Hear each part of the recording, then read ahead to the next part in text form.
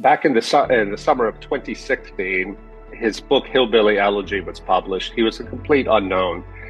The book did not sell very well, but a woman who read my blog then, I had a blog at the American Conservative magazine, a liberal woman knew that I was interested in small town American life because at that time I was living back in my hometown.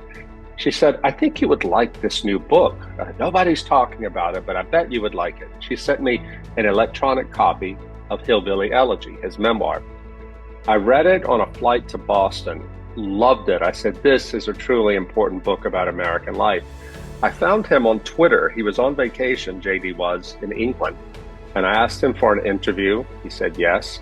I did the interview. I published it on my blog on a Friday afternoon. By Monday, that interview had gone mega viral. It had melted down the server for the magazine 3 times. Within 2 weeks, JD's book was #1 on the bestseller charts all across America, and he had been invited on all the major TV news shows, and his career was launched.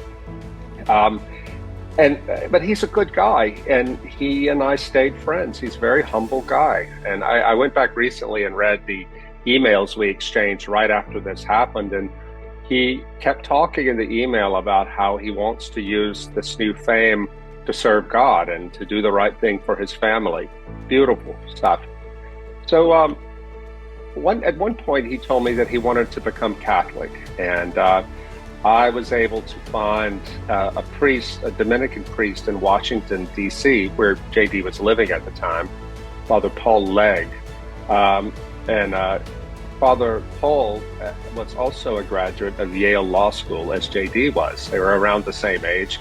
And so Father Paul began to instruct JD in the Catholic faith. JD and his wife moved back to his home state of Ohio in the middle of his instruction. So a local Dominican, Father Henry, took over his instruction. JD invited me to join the small group when he was received into the Catholic Church in 2019. And it was such a blessing. I have photos of his first communion, and what a great moment in the life of this man and his family.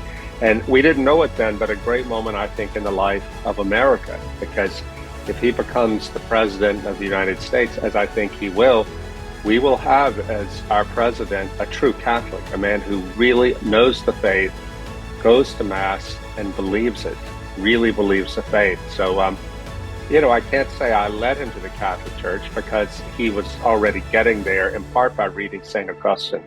But I was able to help him find a good, solid Orthodox Catholic priest to teach him what the faith was.